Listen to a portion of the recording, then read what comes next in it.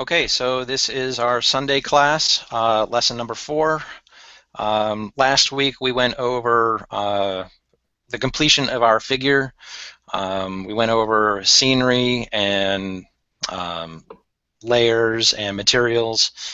This week we're going to go ahead and touch on arranging our uh, model for print, specifically from Shapeways. We're also going to go over exporting our file, uploading it to Shapeways, what all we can do within Shapeways, and let's go ahead and get started. So I'll go ahead and share my screen.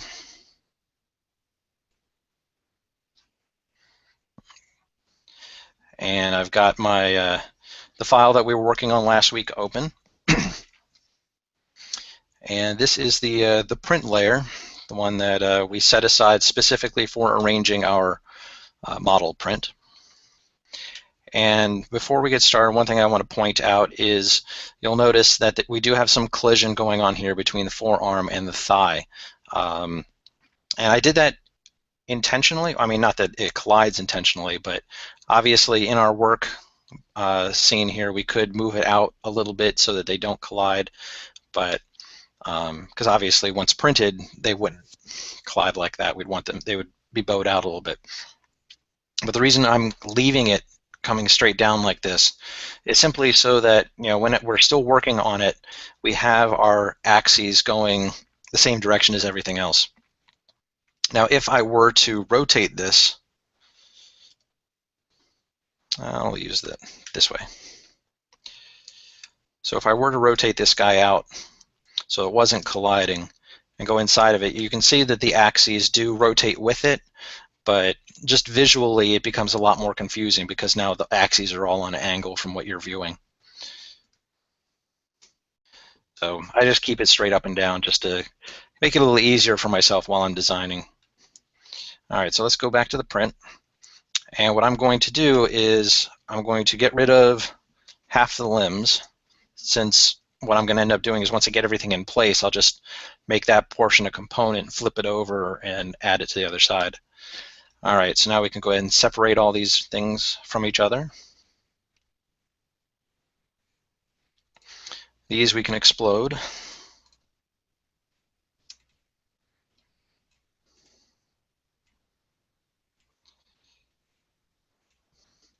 All right, get them all out of the way.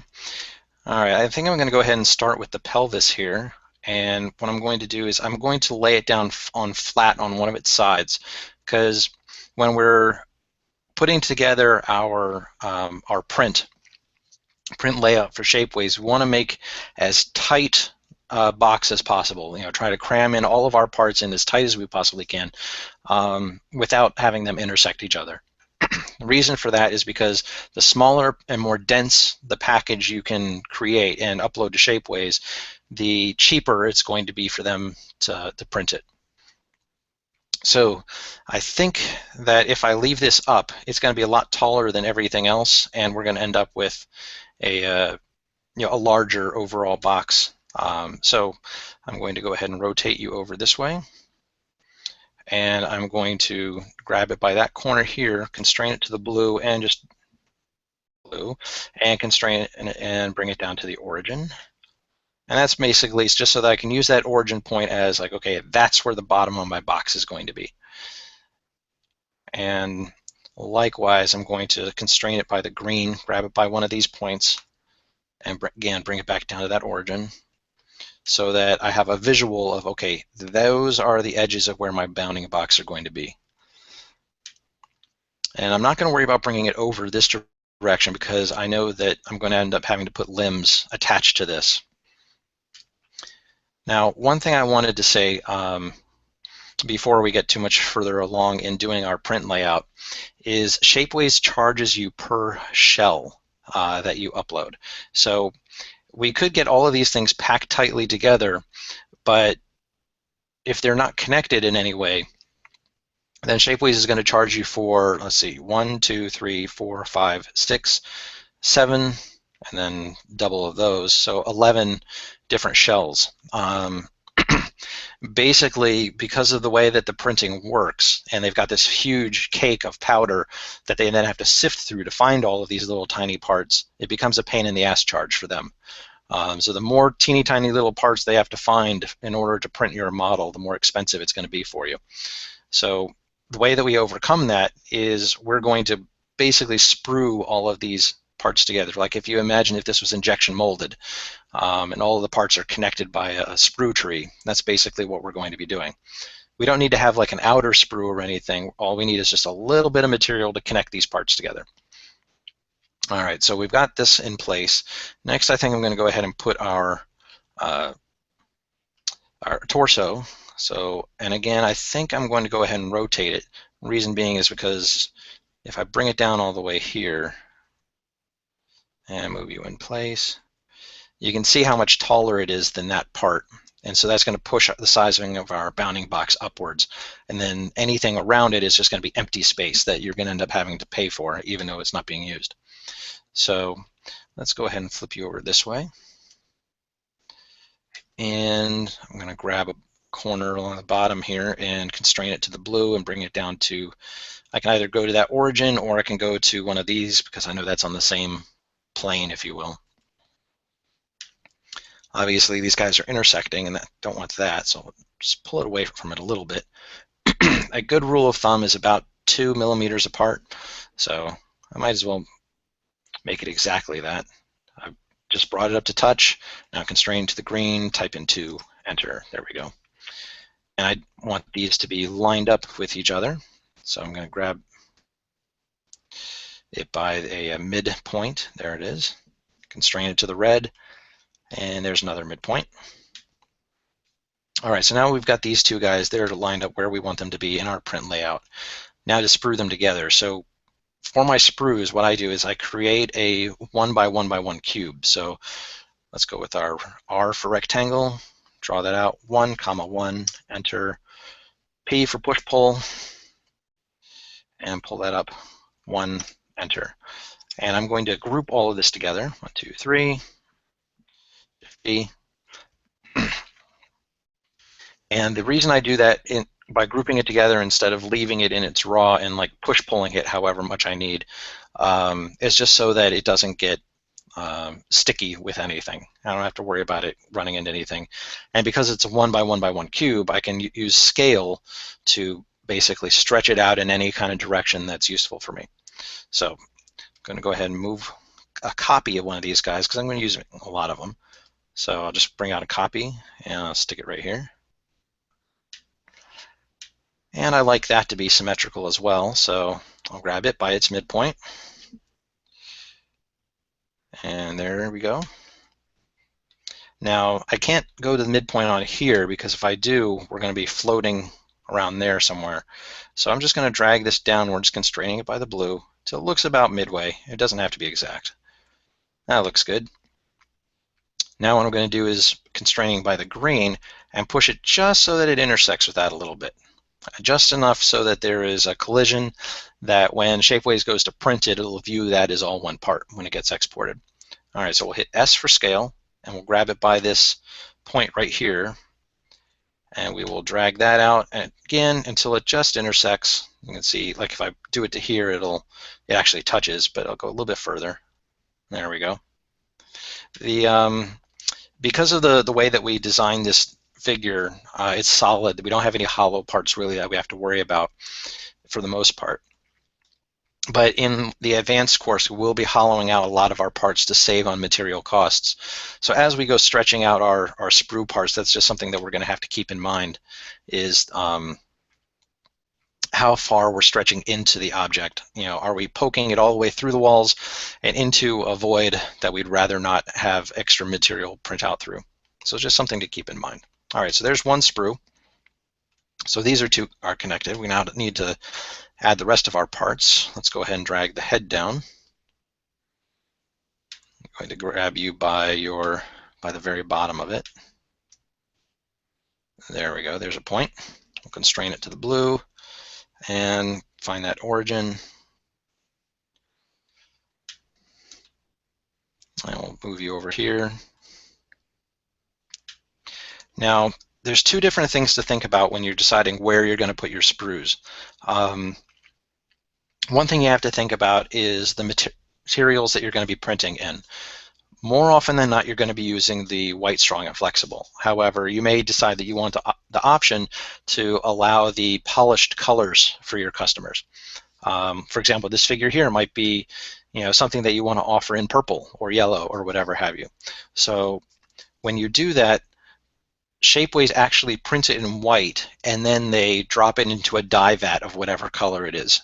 So the insides of it are still white. So if this was printed and then dyed purple, when your customer goes to cut this sprue portion off, they're going to end up having a little white dot there where it got cut. So that's something you need to keep in mind when you're figuring out where to put your sprues.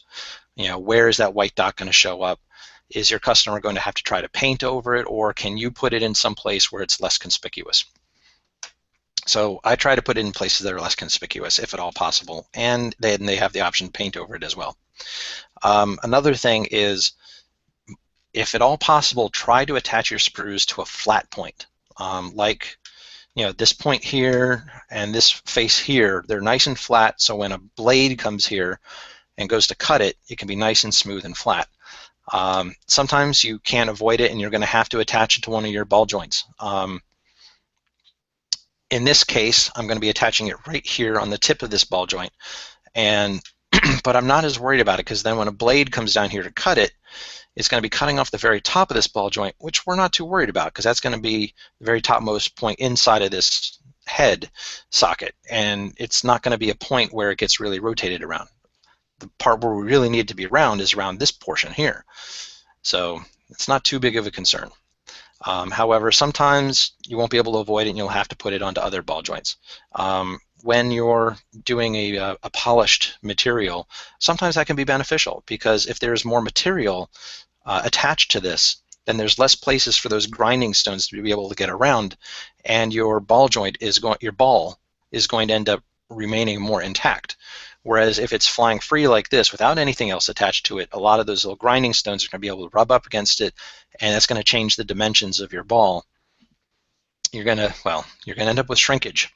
So that is something that you also have to keep in mind. So let's go ahead and spin this around, because obviously I don't want the sprue attached to his face. That probably wouldn't be good. And I want to make sure that this is lined up. It looks like it is, but let's just make sure. Grab it by a center point here, constraining it to the red, find a midpoint. There we go. And let's just bring it in close. That looks good. And I'm going to grab this, Control, to create a copy of it. And I'm just going to drag it over here somewhere. Now we'll worry about getting it into position. So I'm going to grab by a midpoint, constrain to the blue, and this will be a lot easier to do if I could see the hidden. So I'm going to hit Shift-H. Of course, that messes up our constrain, so I just hit down arrow and hit it down again. There we go. And I'll line it up with there. Now I know it's centered with that ball joint. If it was off-center, then when you go to cut it, that might mess things up for your customer. So always try to think about what would be best for them. All right, let's go ahead and constrain it by the green and bring it over a little bit so that it just goes, come on, work with me here. There we go. So now it's going inside of this ball joint. It's intersecting here and it's intersecting here. So these are now joined. I'm just going to hit Shift-X. I want to make sure it's not protruding too far and into the void of inside of our head. So it's still inside of that wall, so that's great. All right, so now all of these things are connected. Now we got to figure out how to arrange the limbs. I'm going to grab the leg, because the leg has a nice flat spot on the bottom of it. So I'm going to go ahead and flip you over. And that flat spot, I can connect a sprue from here to a flat point on the side of the pelvis here. So we'll go ahead and do that. We'll also drag this over. Come on. Now see, it won't let me snap to it because the object that I'm moving is in the way. I can, however, come down here And there we go, now it's snapped. I'm snapping it right to that point so that I can move it away an exact amount. I'm going to go with 2. There we go. And I'm also going to move this as far forward as I can without exceeding the edge of this bounding box this imaginary box that we're creating. So I'm going to go with that, which is the very frontmost point of this object, constraining it by green, and snap it to the front of that. And the reason I'm doing this is because you can see there's still room for me to attach a sprue point here, but then I'm also leaving more room to attach the rest of the limb parts. All right, and lastly, I want to make sure that this guy is vertically aligned with these parts. Rather than bringing it all the way down to the origin, I want to make sure that where this sprue connects to this part is as centered as possible so that when somebody goes to cut it off, it doesn't look off-center and doesn't look weird. All right, so I'm going to grab it by that point again, constrain it by the blue, and find that midpoint. There it is. All right, so now let's go ahead and put in another sprue point. I'll grab you, M for move, Control to create a copy, and shove it there. All right, we'll grab it by that midpoint, constraining by green, and there to that midpoint. And again, constrain by blue to center it. There we go. And we will move it over just a hair there. So now it's intersecting, and S for scale, and scale that out to here. And we can see it's intersecting just fine, but it's not like pushing through any walls because that's not hollowed out. All right, so that's in place. Now to figure out the rest of our limb parts. And I think I'm going to go with this guy. One thing you'll notice on here is most of it is round, but we do have these nice flat parts here and here that we can make use of. So we're going to go ahead and orient our part so that we can have a sprue coming from the back of the leg and going directly into those flat parts. So we'll flip you like this and flip you like this. And move you down here.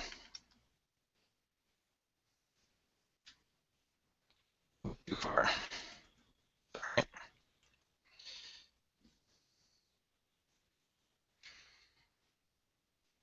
All right, so now we're going to keep things as tight as we can, but still make sure that they're not touching, because if they're touching at all, then they're going to end up getting printed fused together.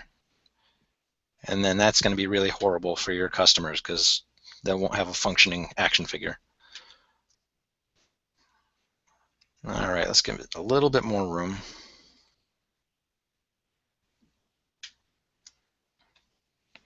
And I can afford to come over just a bit. I can see it's not touching there, so that's good. All right, so now what I'm looking for is I'm looking to make sure that between this line here and this edge here, I have at least that 1 millimeter of overlap that I can then push my sprue point into. And I think it should be good, so let's go ahead and drag one out.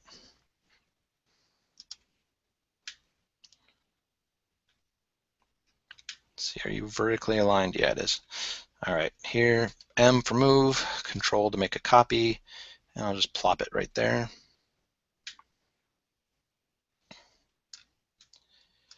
Let's go ahead and get you vertically aligned with this part. So grab it by here, align with the blue, and there's a midpoint. We can move you out a little bit. There we go.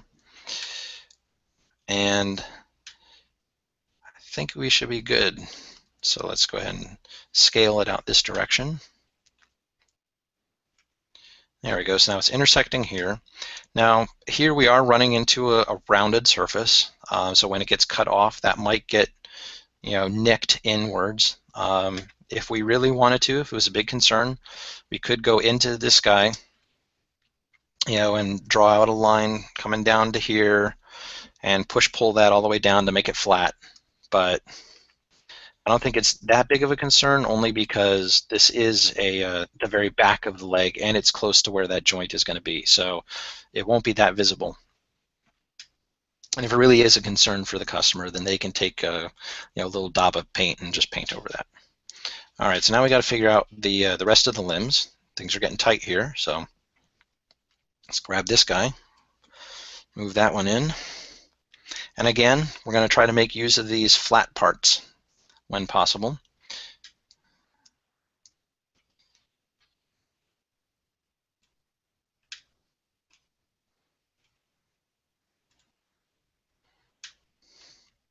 And I'm making sure that it's vertically aligned with the others.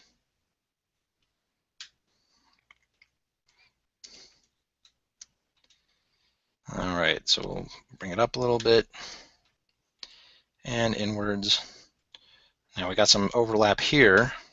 That's no good. And it's going to be really tight if I move it over here. So what I'm going to do is I'm going to go ahead and flip this that direction and see if that buys me any more space to go this direction. Let's see. I have a cut in here, but so let's go ahead and try this way. Looks like I've got a little bit of room to go up if I really wanted to take it, but this is getting super, super tight. Yeah, I'm not quite comfortable going that far, so go back to here. And we're just going to move it out a little bit that way and up a little bit. Well, I guess not really up, but forward. You can see that's super tight right here. All right, where can we attach our sprue points now? Okay. I just wasn't sure about that one. Even though I checked it before, it doesn't hurt to keep checking it. Tend to get a little bit paranoid once you've printed a couple of these that have some intersecting points. All right. Actually, I think if I flip this guy over, let's try that.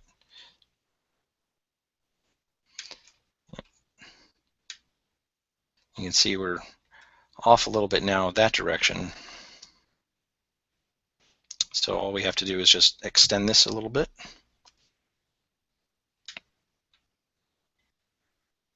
There it goes. And now it's intersecting again. And you, because that cuts off a little bit right there, so that buys us a little bit of room. Can I come in some?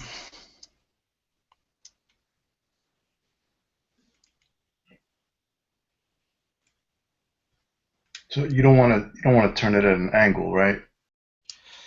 I could, although if at all possible, I want to keep these sprues as perpendicular as possible to the plane that I'm attaching them to. Okay. Well, yeah, I mean, you can certainly turn it on an angle if that fits better. Just in this case, because this is going to be a bicep and this is a thigh,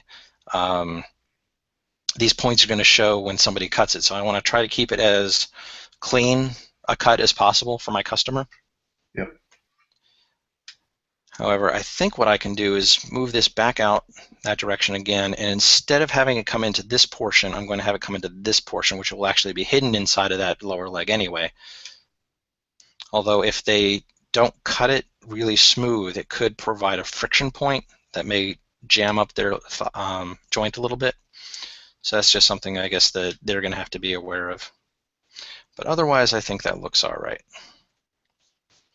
In fact, I can probably move you just a little hair that way just because that's super tight right here.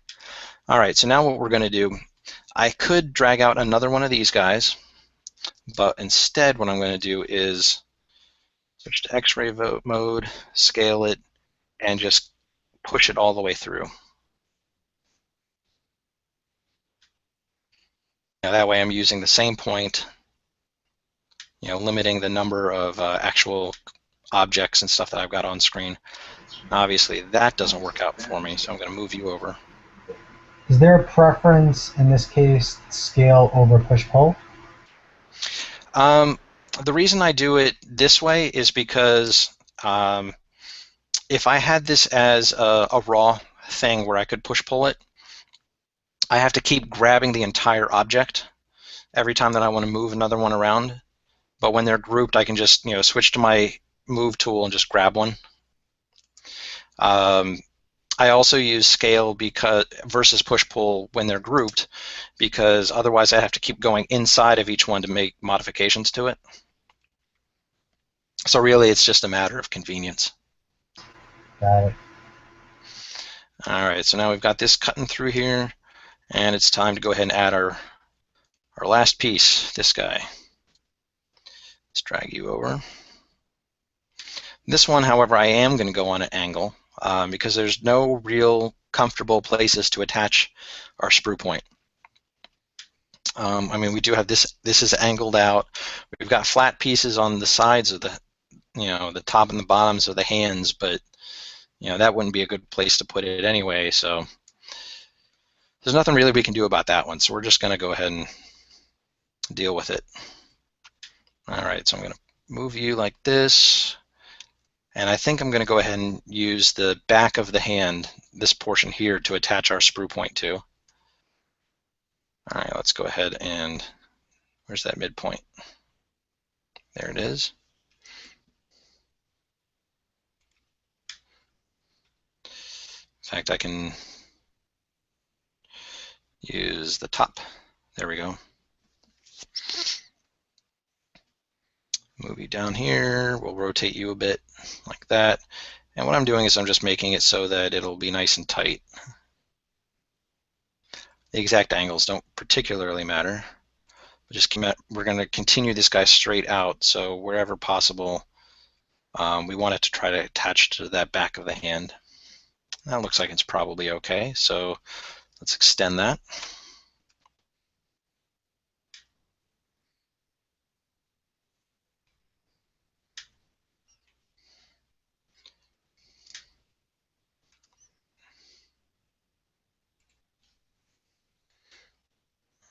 You can see what this is going to do to the cut when somebody goes to cut this thing apart. We're going to put a line that's a little bit longer than the square that everybody else has, but that's not really avoidable at the moment. I think we're probably good. So now all of Couldn't you these. make the screw piece angled? Like jag it out, like normal to the hand, and then angled in. Sure, you absolutely could do that.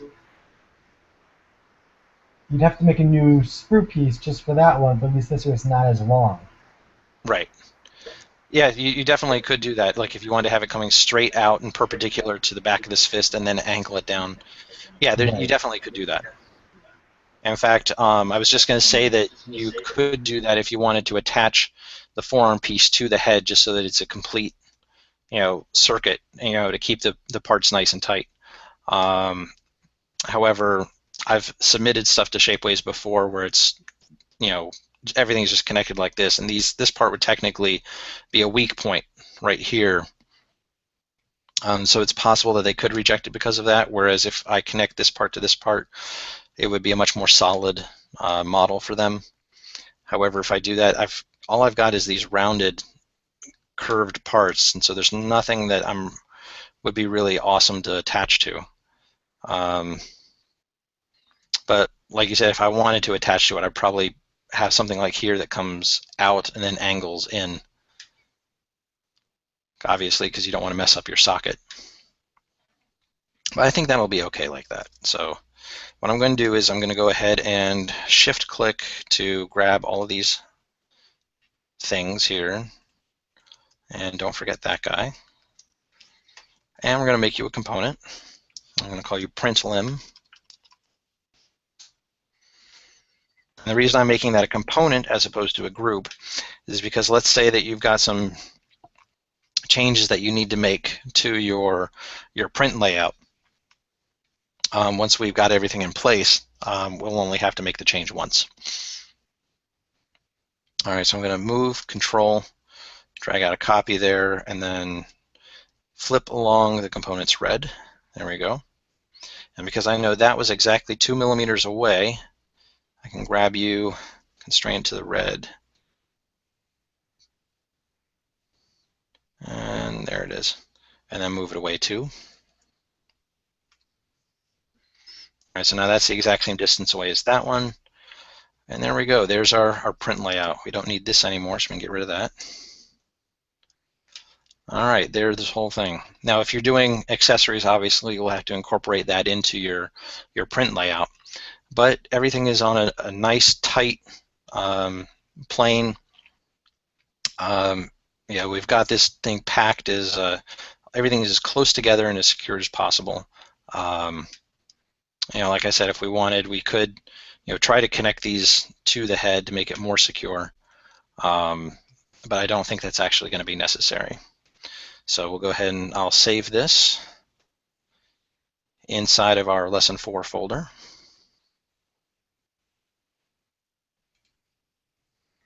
All right. And now let's go ahead and export this guy for print.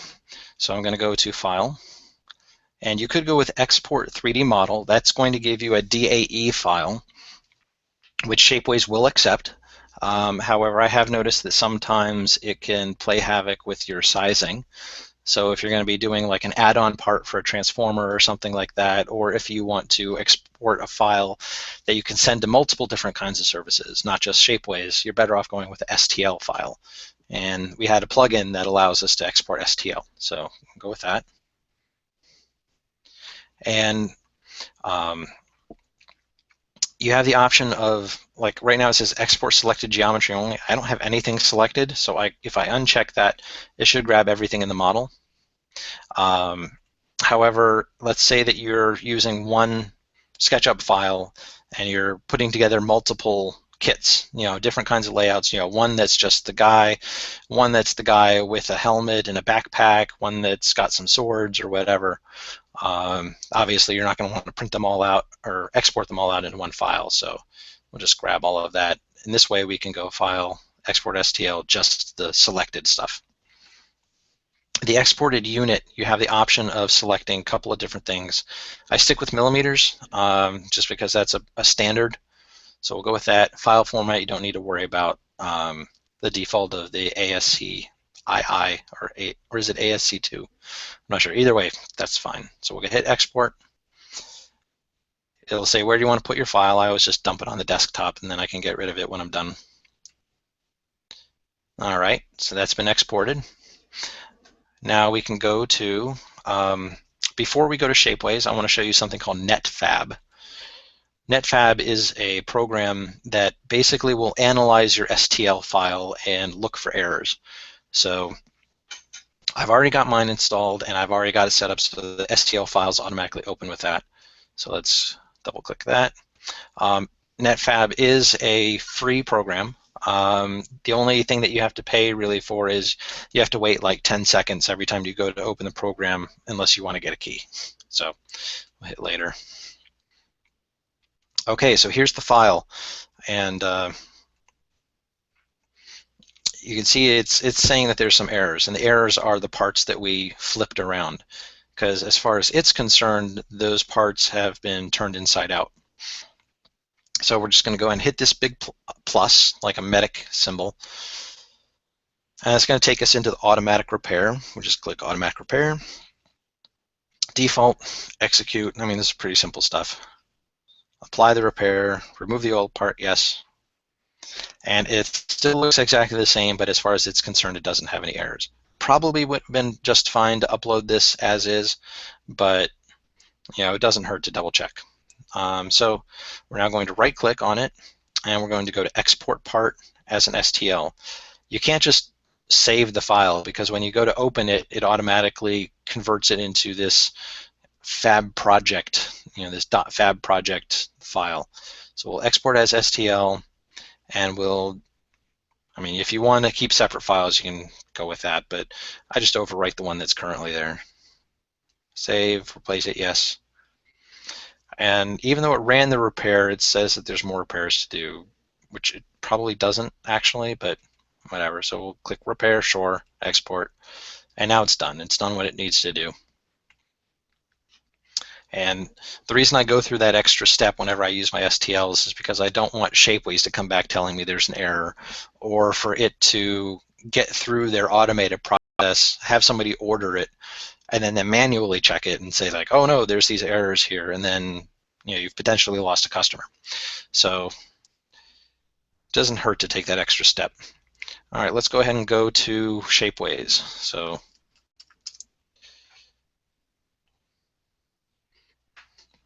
and now from Shapeways, you're going to go to Design, assuming that you've already got your shop all set up. I'm going to go to Upload, select File, and there's the minifig STL. Open. And you can see here model units, millimeters, inches, and meters. Well, when we exported it, we specifically defined millimeters, so we'll keep it on that.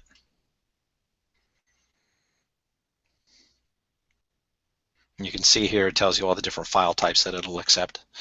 Okay, so now it's chugging through its automated checks, and it's uploaded the file, and it's doing whatever magic they do on their servers to determine whether or not this is actually a printable file. And there it is. So there's the file. It's been uploaded, and it is now on their servers, and it is ready to go. And it's going to take a while for it to finish. There it goes. Okay, so now it says there's issues, but it also gives you the base price of what this would cost you to print it out. And you can see when I mouse over it, it gives you a little breakdown of what it is. So labor 150, material volume, machine volume, etc. And that's what goes into making that price. Also, to take a look at on here, you can see part count 1. That's what you want to see, because if it's higher than that, then this labor cost, that $1.50, is going to be basically multiplied times every part that you have. So you can imagine how that gets added up quick.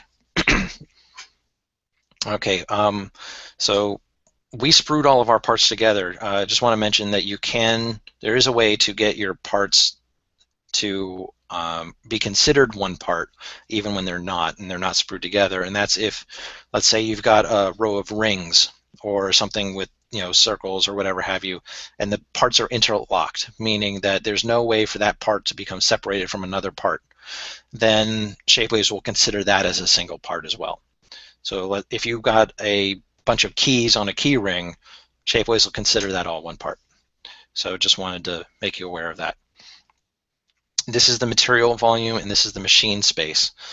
These are what go into determining how much something is going to cost. So you want to get this machine space number down as much as you can. That's why we make this super tight, because the more individual files that they can cram into their printer at one go, the cheaper it's going to end up being for you. And the material is how much actual print material is going to go into creating it. Again, the lower you get that number, the cheaper it's going to be for you as well. So if you get your machine space super tight and then you start hollowing out your parts, then you're going to get that material cost down. That's what you have to do in order to get your figures more affordable. Okay, so one thing I wanted to show is it says that there's issues here. And if I click on this, it's going to launch the 3D tools that they have. There we go, welcome to 3D tools. And you can see the issue that they're finding is wall thickness. So if I click on that, everything that's green is fine, yellow is suspect, and they give you the option of automatically fixing it for you, but that's rarely to your benefit. You're far better off, like if you see an issue, going into Sketchup, fixing it there. Because if I were to let them automatically try to fix it, then basically they're just going to thicken up whatever it is, and you're going to end up with something really blumpy and nasty looking. So they're saying there's 4 problem areas. So we'll click on the first one, and you can see it's actually a part of the leg right here. It's not a failure, it's just a they look at it. But given the fact that it's not like this is a consistent wall, it's just where it rounds to a point, that's going to be safe. And same thing on the other side. And then this third point, if we back out here, it's right here where it gets tight at the fist. And so at the scale that we're working at, that's not going to be showing up anyway. That's really not going to be a concern. And so really, and the fourth one is going to be just the fist on the other side. So these really aren't anything that we need to worry about, but it doesn't hurt to take a look at them just to make sure that everybody's on the same page. Now then, just to show you what will happen if I hit fix thin walls and they start generating, you're going to see what they do to our parts.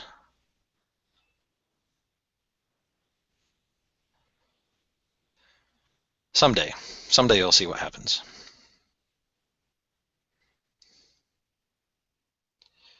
Presumably today. Oh, there we go. All right, so now we look at it. See, look what it did. This is the fixed part. This is what they consider fixing it. And that's not what I want on my figure. I don't know about you. And it looks like this isn't even touched up. I mean, it's still yellow like that. So we're not going to go with their fix. We'll stick with the original. And we'll go back to the model.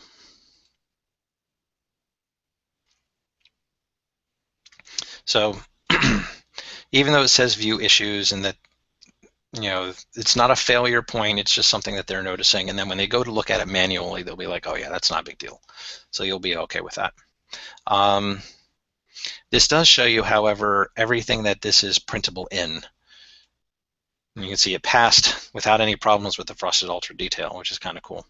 Although not that we would really want to print out our snap fit figures in that, just because it would be brittle over time. But everything else looks like it would print okay. Even the metals, but Lord, I can't even imagine trying to fit together a steel ball joint. That would just be painful. These two, however, we got big red X's in, and the reason for that is because there's no color in our model. So you can't really do full color sandstone, full color plastic if there's no color. So that's the only reason we got X's there. All right, so we'll move on to the next tab, which is details. So we'll click on that. Here we get to change out the name. So I'll call you the Sunday figure.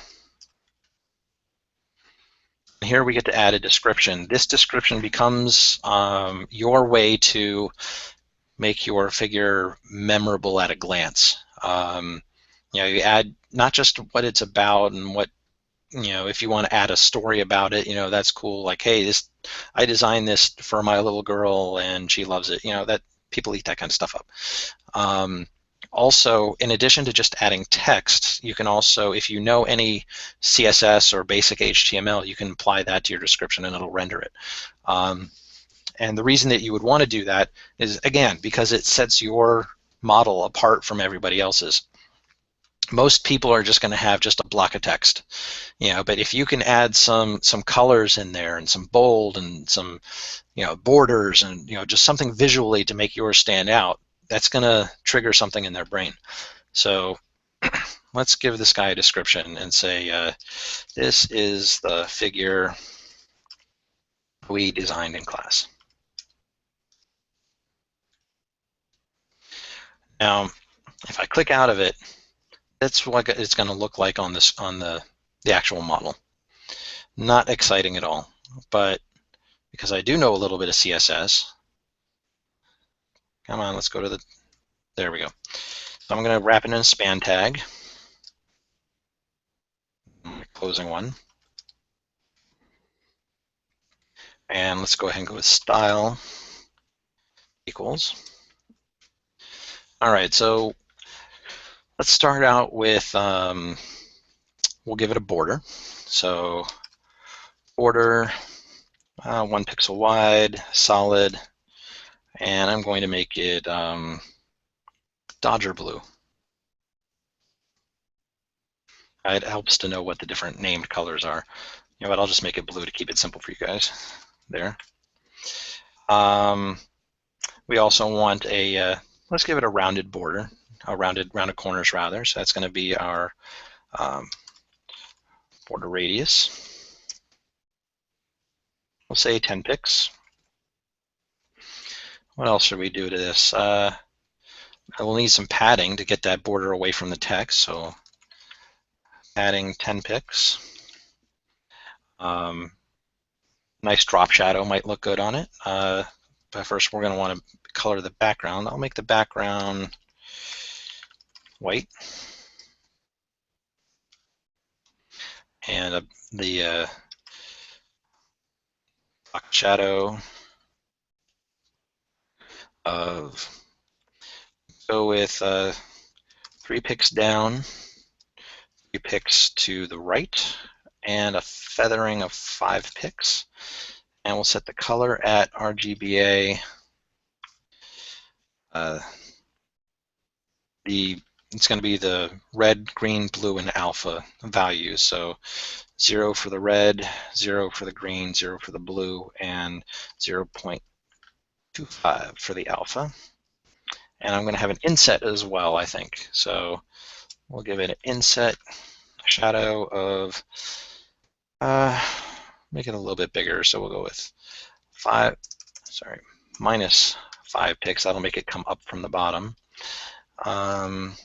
And we'll also come out, instead of coming from the right, we'll come from the left. So that's another minus 5 pixels. Feathering of 10 pixels. And the color RGBA, I'm going to make it a blue shadow. So that's going to be 0 for the red, 0 for the green, and 255, which is the maximum for blue. And from our alpha, we'll go 0.5. Now if I click off of it, you can see what that did. And that's going to make your description more visually striking on the page. All right, so moving down from there. Oh, you can also add some links in there. That would be great if you have a Facebook page or something. You can then add a link to, say, a gallery, of your thing, or pictures showing the design process. All right, so categories. This is going to be ways for people to be able to find the thing that you've designed. Now, all of my stuff, I typically just do with toys and figurines. But they have a new one here called desk toys. If you think that yours would be cool as a desk toy, add it as a desk toy. I'm going to go with toys, figurines. Now this shop section, these are things that you can manually create in your shop. You can see that in mine I've got action formers, battle rollers, cyberverse / legends, and Creon upgrades and minibots. This particular figure doesn't fit into any of those, so I'm not going to add it to any particular shop section. As you can see, this section here is new. It allows you can copy and paste this code and put it like on a blog page or a forum post if you're part of forums and they allow iframes. And what that's going to do is it's going to create like a little mini listing of your item so that somebody could click on it and get taken directly to Shapeways and have it added to their cart and stuff. So this section here, customization, this is very useful if you're planning on doing jewelry, in particular like rings or things that need to be sized, or say a keychain and you want your customer to be able to change the name on it or the text on it.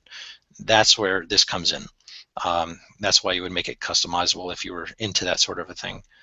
It's kind of a pain in the ass though, to be honest. If you're doing different ring sizes, you're better off just creating different model listings for each size.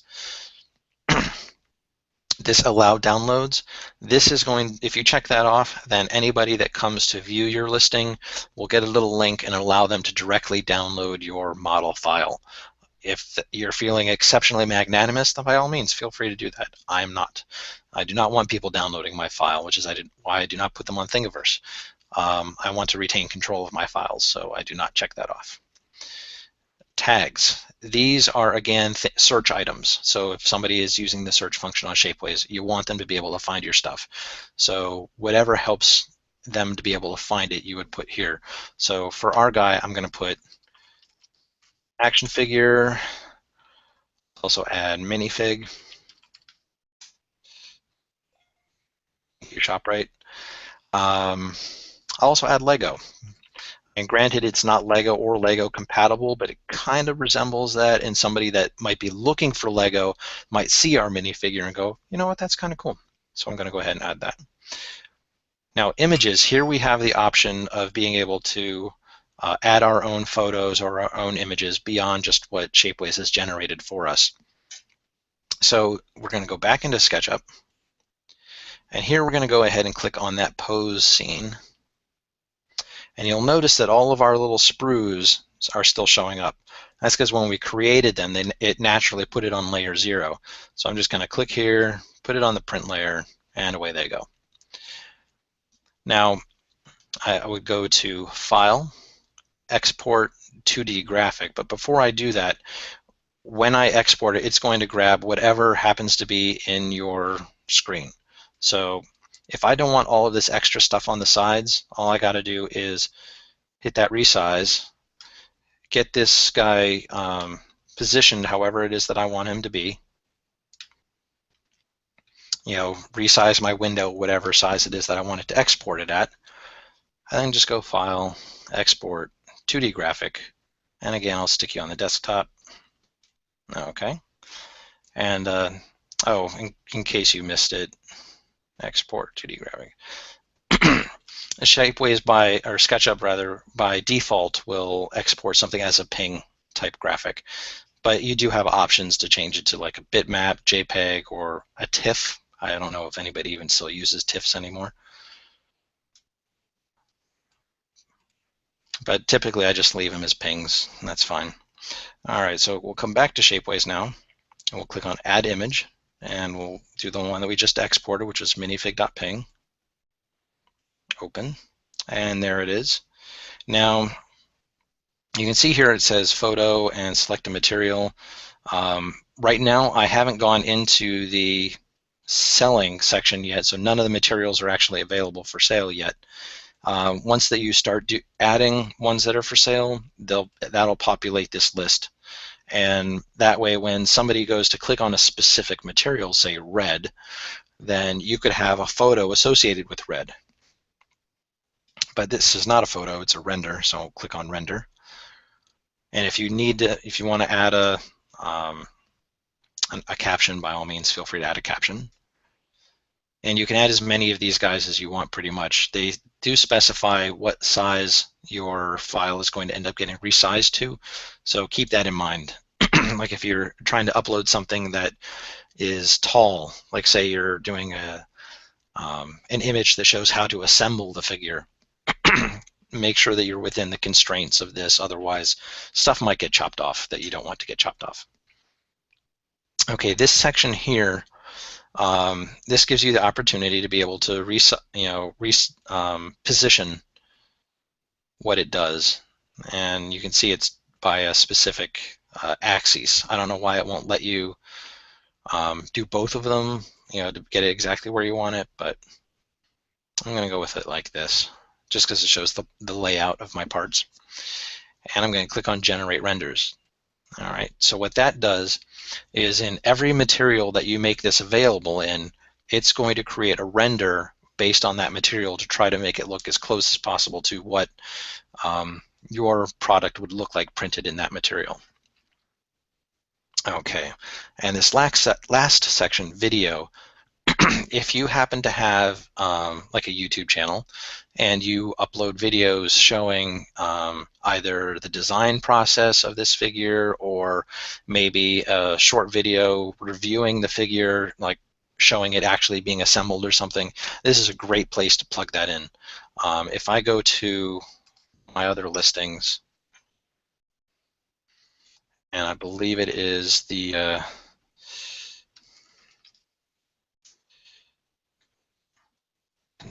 bots. There we go. There's Constructicon's Construction Fists for the Crayon Combiner.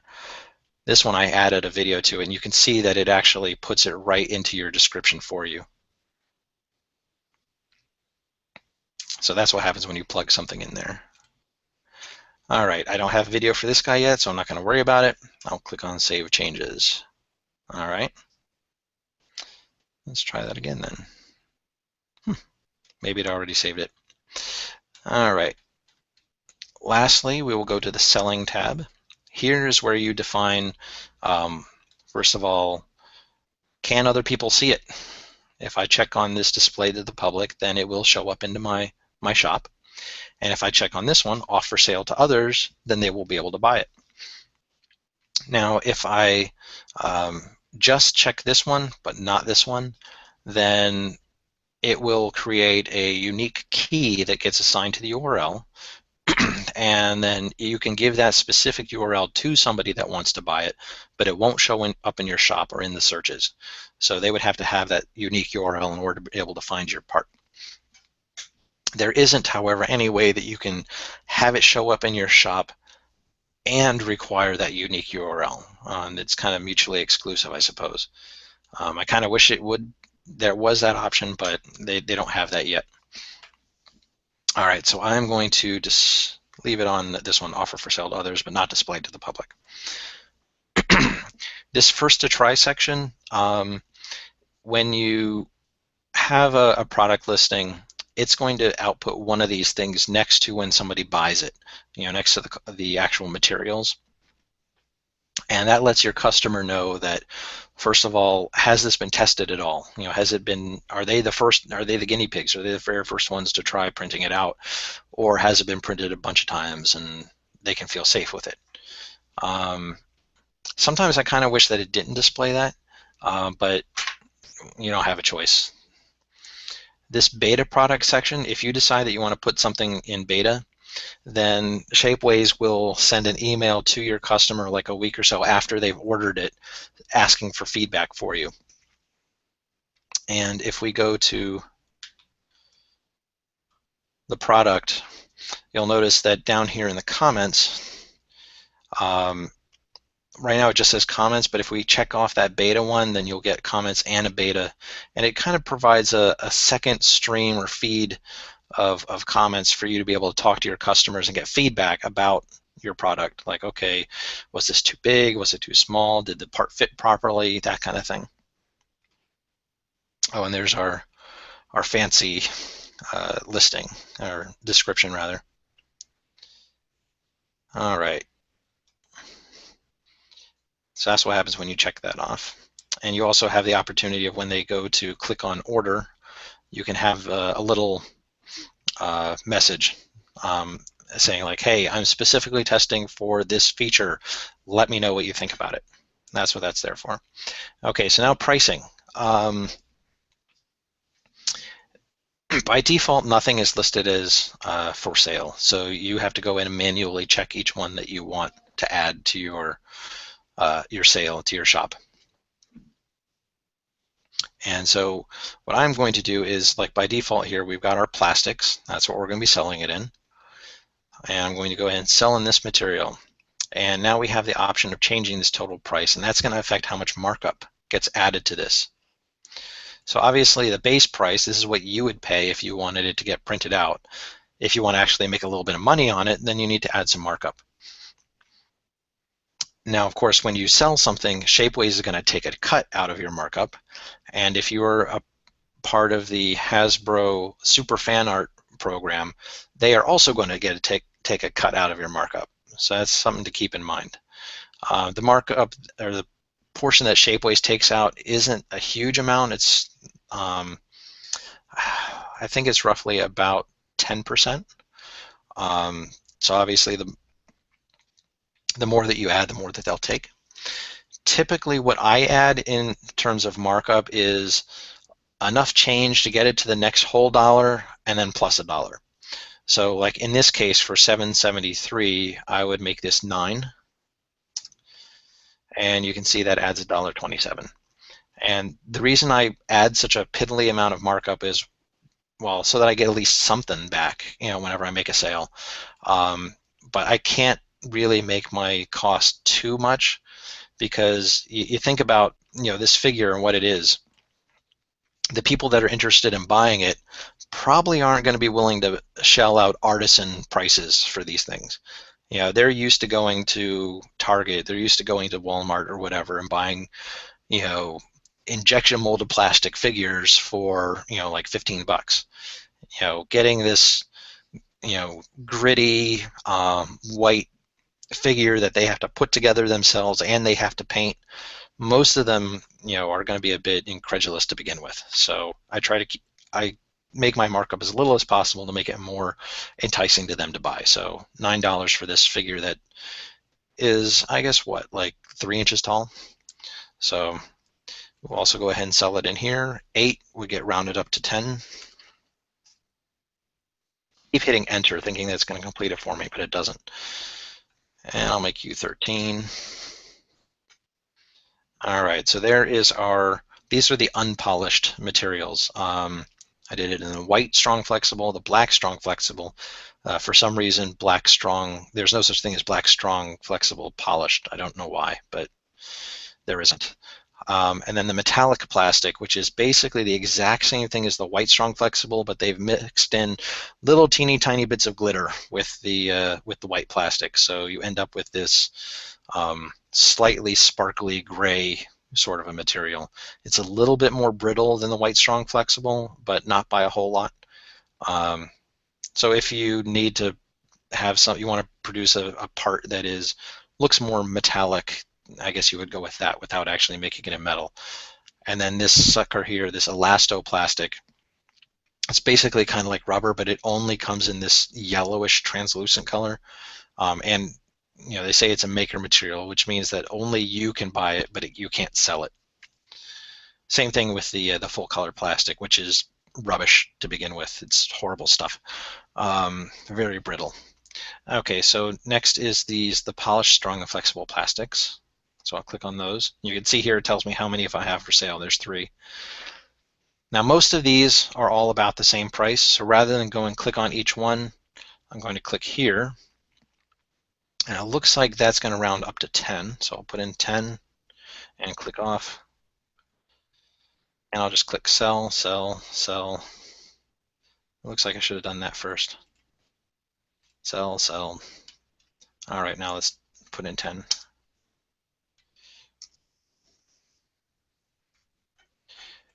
There we go. So everything's been set to 10 with the exception of this guy, which would make that too cheap, this polished metallic plastic. And that one I'm just going to manually change from 1242 up to 14. And there we go. So now all of those prices are set and all of those are now available in the shop. I will click on here. You can set what your default is. And the default I'm going to leave as the white strong flexible. I'll hit save changes.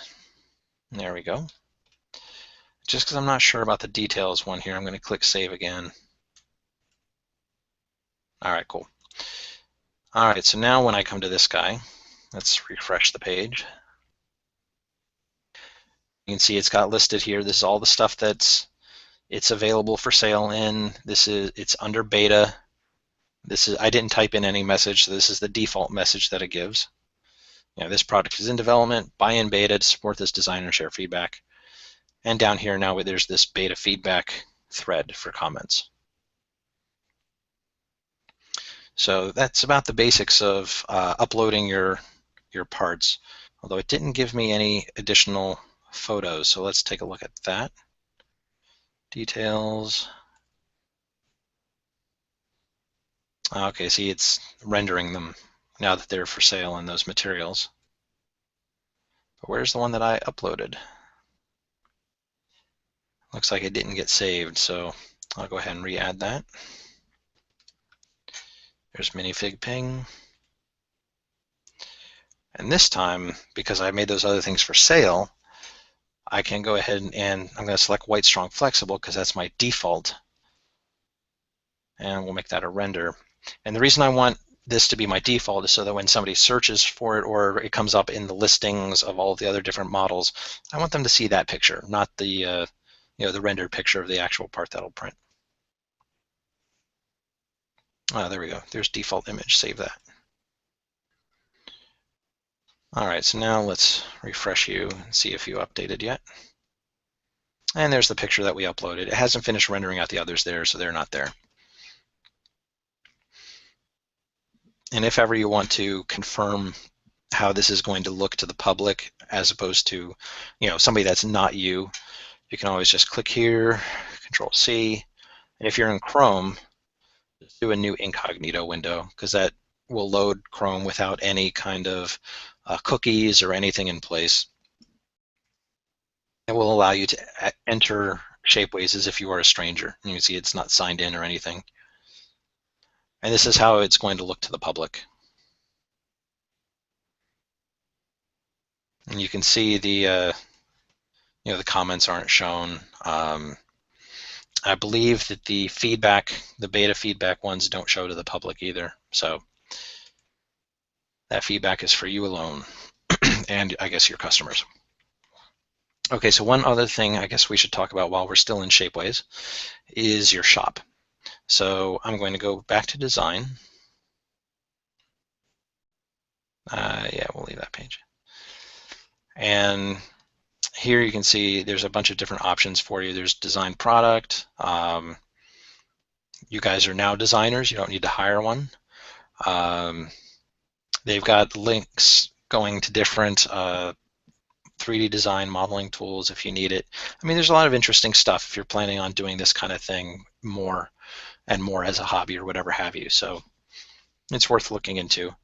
But really what we need to look at is and they moved everything around on me. Let's see. My feed, inbox, orders. Yeah, we'll touch on that real quick. Orders are going to be, these are all people that have ordered my stuff. Or I'm sorry, no, this is the orders that I've made. If you've ever ordered anything from Shapeways, you're familiar with this page. This is, the order number, invoice, and tracking or whatever. What am I looking for? See the models here at a glance. You can change what their default is.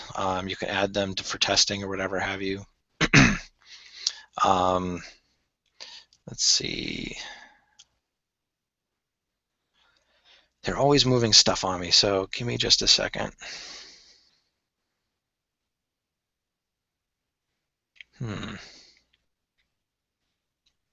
What I'm looking for, well, I guess maybe I can go through shop inventory.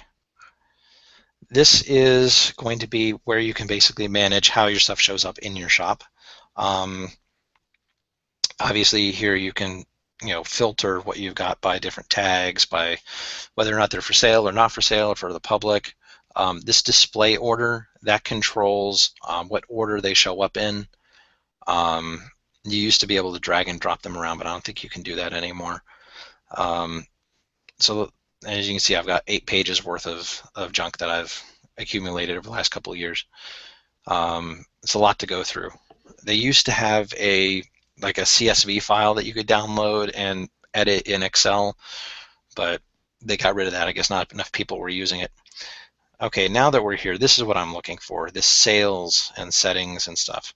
When we go to sales, and if I click right on here, this is the screen that's going to show you what people have ordered.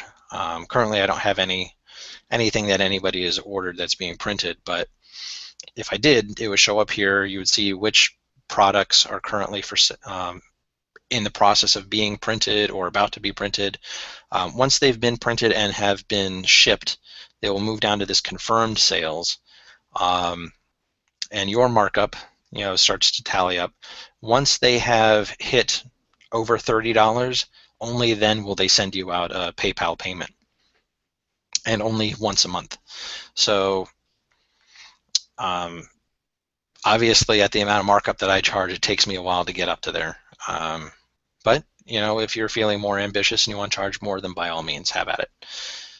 Now if you go to settings, this should be for your shop settings. So here I can change my background banner, which I probably should do because that's a couple of years old. Same thing with your shop logo. Getting paid is going to be where what PayPal account you want that to go to.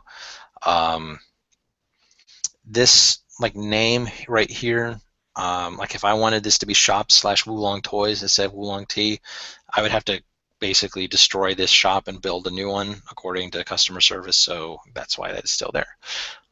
You can, however, change this name as that shows up. But again, you have to go through customer service to do it. All right, there's the pricing wizard. This kind of like with the sales, this allows you to download a CSV, open it up in Excel or whatever have you, edit it, re-upload it. And this is a way, like if you've got hundreds of items, like rings and jewelry and that sort of thing, where you can change their pricing without going into each individual one. So that's what that's for. And I think that about does it for going over Shapeways. There's a lot of stuff in here, like the blog, the forums, a lot of good information in there, different tutorials on doing stuff. So it doesn't hurt to take a look through there. This mods one is basically like Shapeways Labs. Well, there it even says it, Shapeways Labs. This is their experimental stuff. But it's got some pretty neat tools in here. In particular, like this guy right here allows you to, like, I could put in models for, let's say I'm doing a figure, like my tailgate figure that comes, it requires, parts that are printed in white, in blue, in black, in the metal, as well as in translucent. So that's 5 different parts in 5 different materials that my customer is going to have to order. What I can do, instead of having to have them, figure it out or include links or something in descriptions, what I can do is I can put those model URLs here, and then it's going to automatically generate a URL for me that's going to include all of those items. So my customer could click on that one URL, get taken to Shapeways, and have all of those items automatically tossed into their shopping cart. So that's kind of cool. Some of this other stuff I haven't messed with at all. As you can see, like this has a lot to do with like rings and stuff, which I don't deal with. But hey, if you want to create, an engagement ring with a Decepticon symbol for it, then by all means, have at it. Yeah, a lot of this other stuff really, it's kind of window dressing. Probably not stuff you're going to mess with or is going to affect your sales in one way or the other. But it doesn't hurt to take a look at it if you're curious.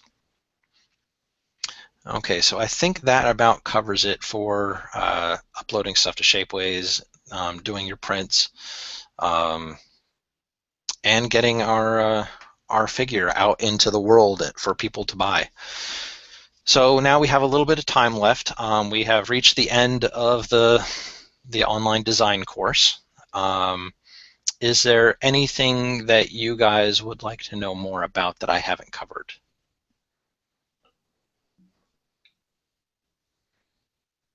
I'm still. Go ahead. In lesson 3, I think we were supposed to cover materials. Did I miss that? Yes. Okay, materials. All right, so basically it kind of works a lot like a paintbrush. I know that I covered this in the some of the tool videos that I did. I know I did one on materials, but basically the way they work is, let's say that I want my head to be red but my eyes to be blue. If I apply color to the component and everything inside of it is the default color, then anything that's default will get that color. So let's say I go with red, I click on it, so now the entire head is red because that component has been colored red, but the insides have not. In fact, if I go to print, you'll see that it is still white there because that instance of that component has not been colored. So I come back to pose. If I go inside of here, and let's say I go to find a blue, I paint those blue. Well, now this is inside of the component, so now every instance of that component is going to have those blue eyes. So again, we'll go back to print. Actually, we'll go to work since you can see the face, and there's those blue eyes. All right, so within the materials, you've got a bunch of different color palettes available to you. I tend to stick with colors named just because that way when I click on this little house and I see what's in here, you can see it has a name to it, deep sky blue, as opposed to if I went with one of the other ones, like just colors, and I select one, Let's say I go with this pink color. I click on the house. It has a name called A04, which isn't terribly useful if I just see the color names. So let's get rid of that. All right, so that's why I stick with the colors named. There are a bunch of other options in here, but most of them harken back to SketchUp being a tool for architects. So that's why you're going to see stuff like asphalt and concrete, blinds, brick and cladding, carpet and textiles, that kind of stuff. Most of this you're probably not going to ever touch. Um, Unless you're planning on doing scenery or things that you're not planning on 3D printing, and you're just playing around with this stuff, then by all means have fun with it. One thing I will talk briefly about is shadows. So if I, come on, there we go, select. So I go inside of here, click on you. Like let's say I want to have more of like the glowing eye effect that transformers have, for my render. Really, that's the only time you're going to use materials is because you want this to look good for your render that you can then put up on Shapeways or on Facebook or whatever to share it with. Inside of our entity info palette over here, you'll see that we've got a couple of checkboxes for cast shadows and receive shadows. If we want it like a glowing object, we want it to be able to cast shadows because otherwise, we might end up, the shadow might have a hole in it, which we wouldn't want. But receiving shadows, you can see right here it's got a shadow on the inside caused by that little ledge. So I'll just uncheck that, and there we go. So now it's more of like a glowing type of effect. Not real great, but it's what you have to work with. There are some options for translucent stuff. So in fact, let's go to one of my other things just to show you one of them in use. Let's go with Minibots, Wave 1. I'll go with Disposal.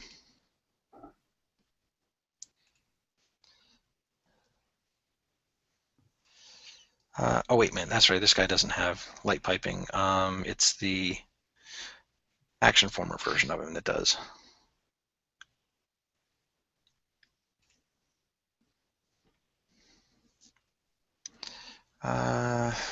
All right, I started working on this. This one's incomplete.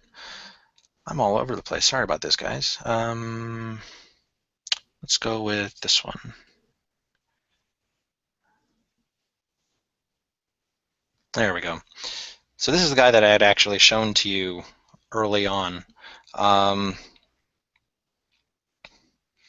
This part right here is going to be printed in a translucent material. So when I go to output a render for this, I can then go to my materials and I can go to you see there's one for translucent.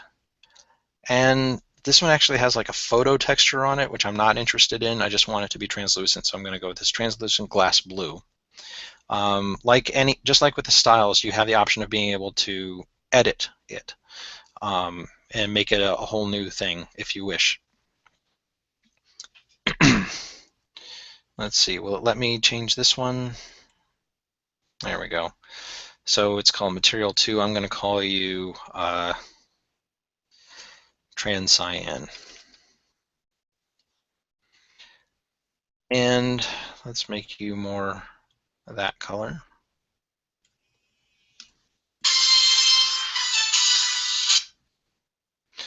And hit OK. Yeah. There we go. And so now when I go to select, it should be in my, no, not yet. Click on that. There we go. And so now you can see it's got a translucent effect.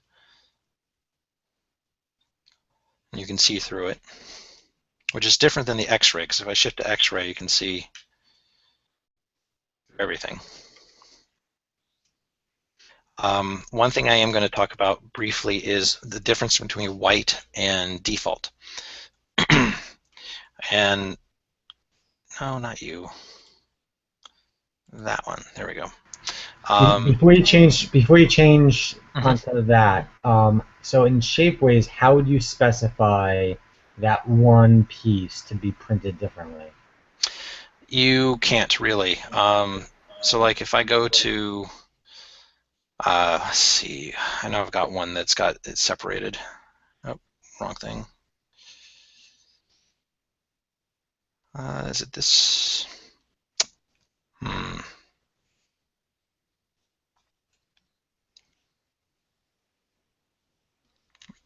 So here, this is the latest version of that tailgate figure. This is all of the parts grouped together. This is just the white parts. This is just the blue parts, just the gray parts, the translucent part, and the black parts. So in SketchUp, you can't really tell it like, oh, okay, this is going to be printed in this material. Instead, you would just group everything accordingly, and then when you're ready to output to Shapeways, you would just grab that and go File, Export STL, and export just the selected portions. So it's a little bit more work on your part, and SketchUp doesn't currently have any way. Let's say you've got a dual head FDM printer. There's no way for it to tell it, which material something is being printed in. So it's a limitation of the software, I suppose. So you'd create a product page for each of those, and then I guess a Yep. group product for the whole figure that would Right. then point to all of these 5 different product listings. Exactly. In fact, if we come to Shapeways and I go back to my models, you can actually see that. Where are they? So like there's part 5, translucent. There's the light pipe parts. There's the black parts right there and the gray parts. And so that's kind of confusing for the customer, I find. Which is again why it becomes very useful if you can generate that URL that'll automatically grab all of that stuff together and pump it into their shopping cart for them. So although I don't know that you'd be able to get around that with any other modeling software either. Like if you're using Rhino or even something like SolidWorks, you wouldn't be able to specify to Shapeways different materials all within the same thing because they print it all in one material. So all right, close you out and you. I am going to, no, I don't need to save it. I am going to talk a little bit about the DAE files only because they allow you to actually upload color information to your model. So let's say that let's see, who am I going to go with? I think this guy is in color.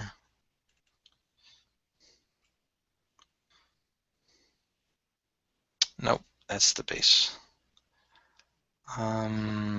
This one.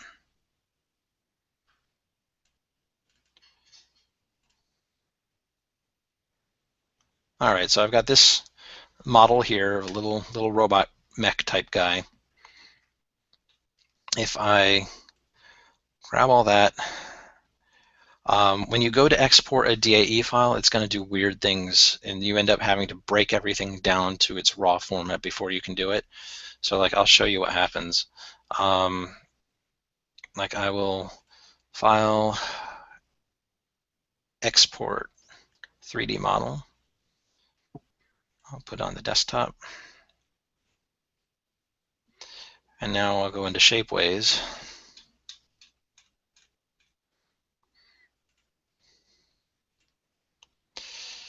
And there it is.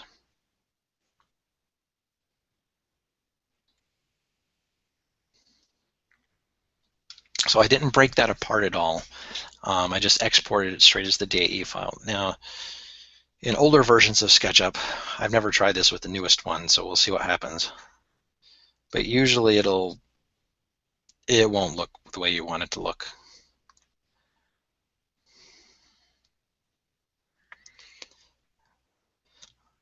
But it should send the color information if it does export properly.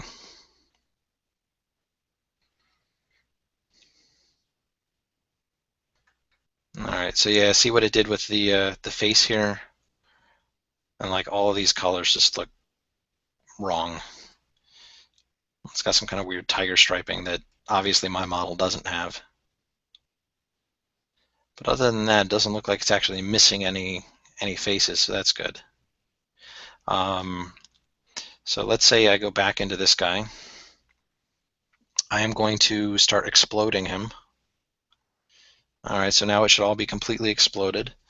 I'm going to reverse the faces. You can see it's all yellow here. And what I'm going to go to is materials and select default material. I'm holding down control and it should do everything that's that color. All right, so now that's all the default color, and because it's that grayish purpley color, I know it's all inside out. So let's grab all of that again, reverse faces. That's the color that we want it to be. And let's try exporting again.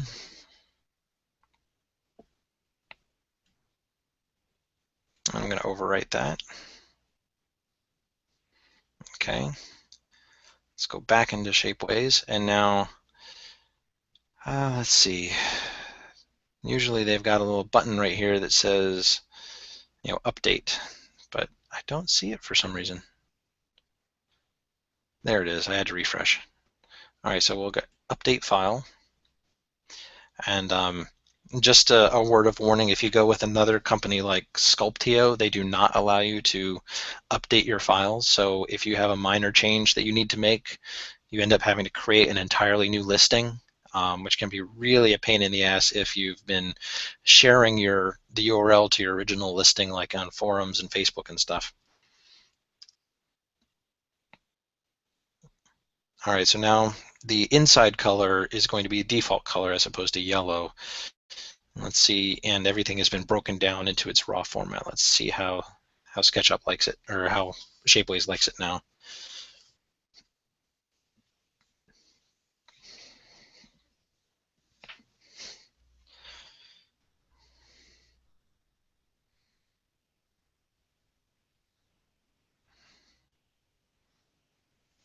There we go. That looks like how it's supposed to look. Excellent. So I think that guy looks all right, and he'll make a fine addition to like some sort of a tabletop game or something, which is what he was designed for. So now if we were to go to like down here into the color stuff, it's still loading, I guess. Now the full color sandstone is available to us. Oh, although I'm not sure what issues it has. So let's take a look at that. Each one of these materials is going to have different properties that you're going to have to be aware of when you're designing. For example, the sandstone, you can't have extreme overhangs. The White Strong Flexible has a minimum wall thickness of 0.7, whereas the minimum wall thickness for, say, Frosted Ultra is much thinner than that. Same thing with the transparent detail. You can get thinner walls, but they can only be a certain size. I think the minimum wall thickness for the full color for the sandstone is like 1.5 mil or something. Are you gonna let me see the issues? There we go. So again, yep, wall thickness.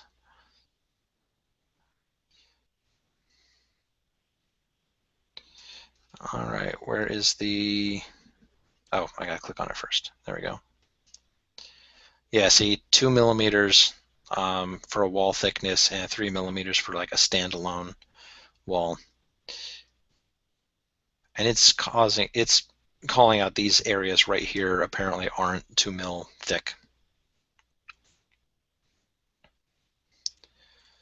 So stuff to think about when you're designing and uploading. Does that help cover material stuff, or did you have other questions? That's good. All right, cool. I think in lesson 4, you also talk about using the shell tool and intersect faces tool. Okay. I start to forget, who I've told what, unfortunately. I'm just looking at the overview. So Yes, absolutely. All right, I'm going to say no. Uh, all right, so I'm going to open up a brand new, actually, you know what? I'm going to open up our one from our lesson 1 with all the different shapes and show you how some of these things intersect.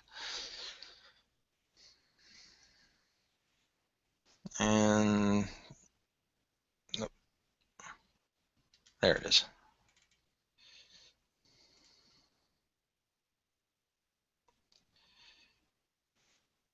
All right, so there's all these things here. Let me get rid of some of this stuff. Actually, I think my other one is cleaner. Um,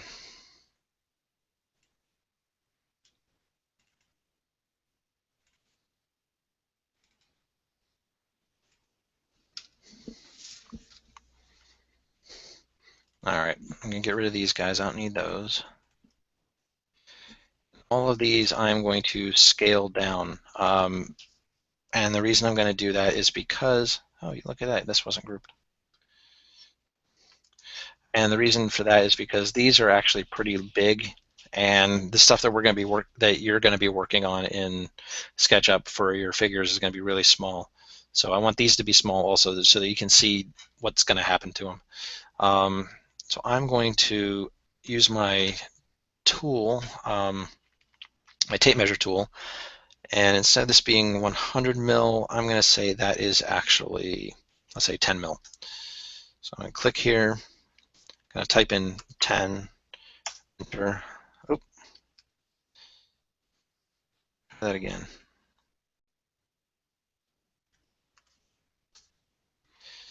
Strange, why isn't it doing it?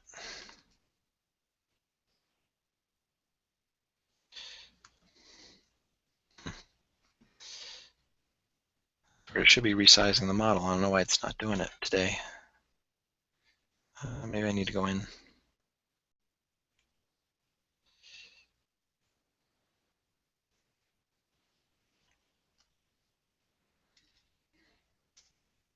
Hmm. All right. Thanks for making me a liar, SketchUp. Let's do this. Scale it down by 0.1.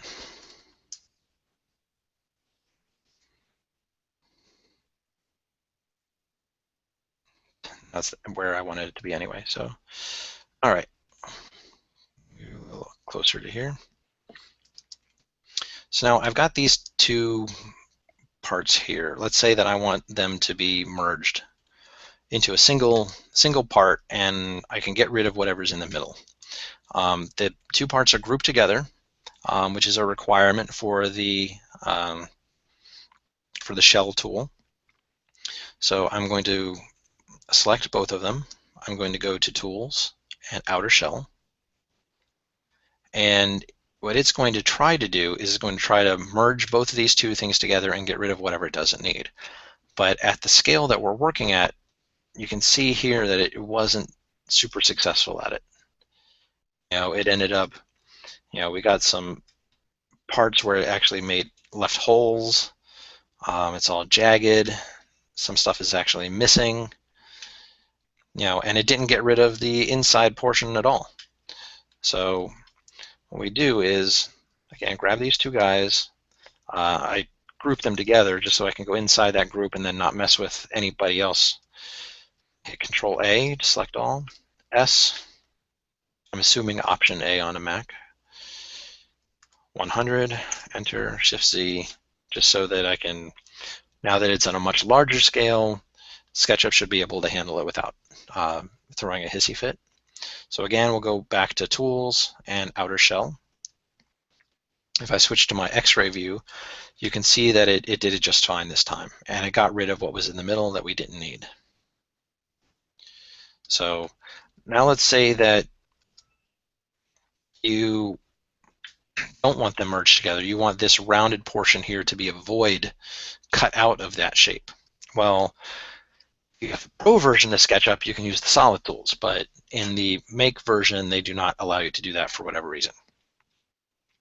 And that's not worth paying the huge price for SketchUp Pro, in my opinion. So we're just going to have to figure out another way to do that. And this is where our intersect tools, or functions rather, come into play. So we've got these two groups here. In order to use the intersect tools, we have to actually break them apart into their raw components. So before I do that, I just want to show you what happens when you use the intersect with model tool. So let's say I go into here. I'm inside of this group. If let's say I grab you, and you.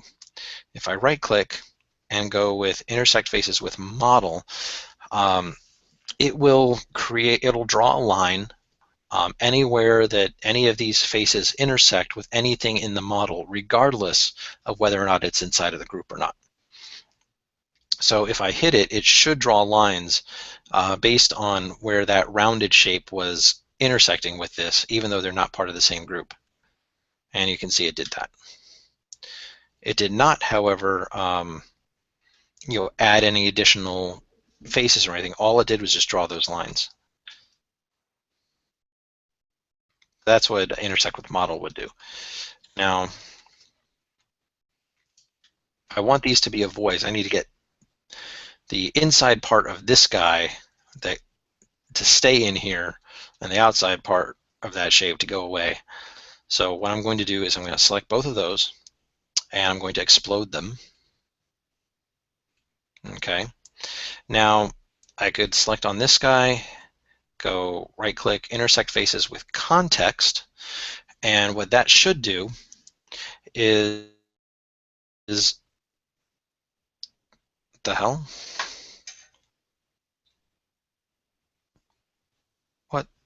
What just happened? Am I still on with you guys? Yes. Okay, all of a sudden I think my spare monitor died on me and everything went black and I got scared. Can you still see my screen? Yeah, I can see it. Okay. Yep. There we go. Let's move you. The other monitor came back online. Hey, and it's not blue anymore. All right. Sorry about that.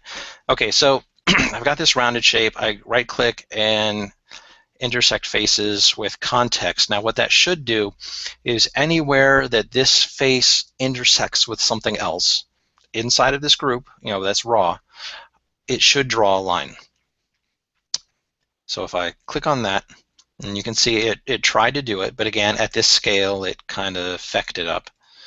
So we'll Control Z, again, we'll Control A, scale everything up, because SketchUp prefers to work at larger scale if at all possible. In fact, it's much happier when it's working with like feet and meters than it is millimeters. I'll just make it 100, Shift Z to zoom it out, and I'll do the same thing. Click intersect faces with context. If I switch to X-ray view, you can see that it drew a line everywhere that shape, those two, anything with this intersected with something else. Now if I go back a step, and let's say that I select this guy and I hold down Shift and I select that. Now I'll right click and select intersect faces with selection, and now that's going to only draw a line where the things that I have selected happen to be intersecting. And so now you can see it drew a line where those two things were selecting, but not over here.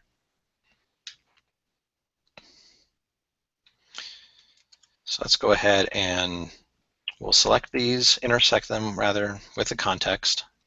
I'm going to hit Control A, S, shrink it back down by 0.01, enter, Shift Z.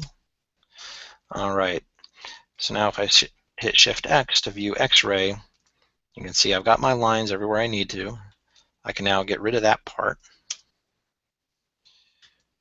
You can see it's still got those lines there. And X-ray shows that that rounded face that's inside is still there. So I can get rid of this stuff.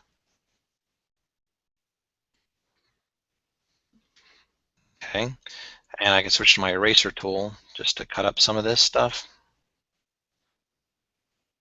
And then I can, like if this is all one part, it's a lot easier, but if these end up becoming different segments, it can be a real pain in the ass to try to cut away all of it. So if you just go to extensions, clean up, erase stray edges, it'll clean it up for you.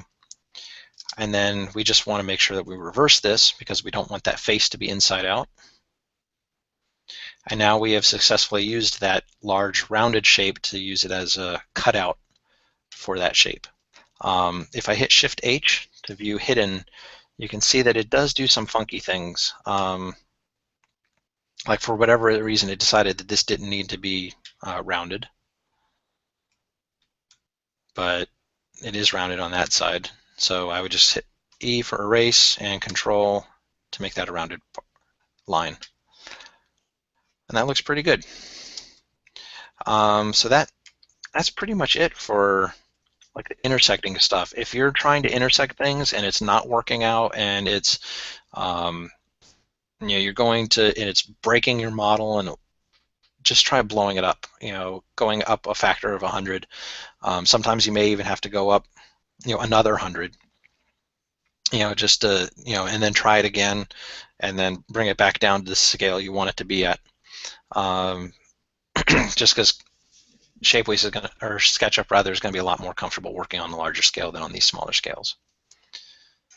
I think that's about it. What about what was it, a shell? Is that like similar?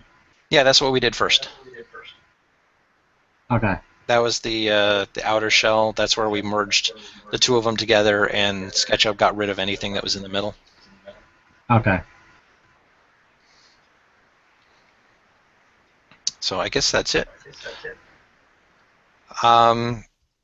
Would either of you guys be interested at all if I were to offer an advanced course? I'm gonna say for now, no. Okay. Only because I'm more focused on the toy aspect design and not as much as the CAD aspect of it. Sure. Only because I know Pro so well. Yeah, yeah, definitely. So I mean, unless it's going to be focusing more on the toy side of it, which I don't, from what it sounds like, it's not. It's going to be more of like an advanced SketchUp. For the most part, yeah. Yeah. Although we are going to be, rather than doing the little minifigure that we designed in this course, I do have a larger, like the figure that we're going to be doing in that one is going to end up being about like a 6-inch figure, and is going to have about 28 points of articulation. Right, but it's going to be mostly the same. Yeah, a lot of the same techniques. Yeah. Yeah. Like for example, here's the torso for that one. Although there is some other stuff that I'm going to cover, like getting into using a couple of these other different curve loft tools, using the topography tools to create some more organic kind of shapes, as well as designing specifically for FDM printers. But yeah, a lot of these techniques that you've learned in this particular course, you'll be able to translate into whatever else you're using. Okay, I'm brand new to this. This is all new knowledge. I haven't really been able to use it practically yet. But I'm eager to give that a shot. I don't know. Maybe I'll consider an advanced course. Okay, yeah, I don't have one. I mean, I've designed a figure for it and started modeling a little bit of it, but I haven't, put together like a course syllabus or, a course breakdown, class breakdown or anything for it yet. Just seeing if there's an interest first. All right. Yeah, I really appreciate you sharing your knowledge. You could definitely email us when you think you're ready to, put up a registration page for it, but like I wouldn't necessarily jump right into it right now. Yeah. It's just like a lot to digest, a lot to play around with. Yeah, definitely. And to set aside another 4 weeks or whatever it is, and super late nights and stuff like that, dealing with the homeworks and practices and all that. This took the wind out of me. Oh yeah, believe me, I know. There have been plenty of nights where I'm like, oh, I do not feel like teaching class tonight. Right, right. So, like to commit to another 4 weeks when I'm this exhausted right now. Oh yeah, yeah. uh, I'm not interested in doing it myself, right away. So no worries there. right, yeah. So definitely, keep me in the email chain whenever you do put anything up. But Cool. right now my focus is more towards the toy side of it. Sounds good. Alrighty. I just wanted to thank you guys very much for joining me in this journey, um, and taking part in this course. I appreciate it. Thank you, man. I feel Thank like you. you've You were given me a pretty excellent. good Thank you very foundation. much. Well, in that case, I guess have a good evening. Enjoy your week and do great things. Um, Now, both of you guys did submit stuff for the challenge from last week, so you're going to be entered into the drawing that I'm going to do in a couple of days for the last $25 gift certificate. Oh, cool. So thank you for that. I still have to update that one. I'm gonna add the parts that you suggested. Cool. Very cool. Um, and if like Joey, I know you're more familiar with another CAD program, but if you decide to continue with doing stuff in SketchUp, you're more than welcome to shoot files my way, and I'll take a look at them. Even though Definitely. the Thank you. course is going to be over with. Yep. Thank you. Cool. All right, All right, guys. guys. I'm available if ever you need me. So Thank you very have, much. sure. Take care. You too. Have a good night. Likewise.